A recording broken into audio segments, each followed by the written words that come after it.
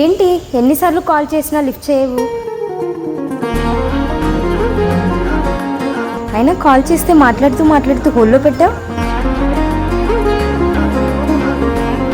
కొన్నిసార్లు అసలు కాల్ కూడా లిఫ్ట్ చేయవు.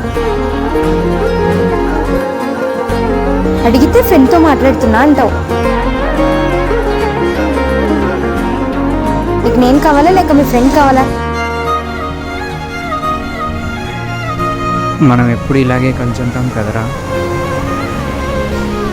ఒకటి డిసైడ్ అవ్వు.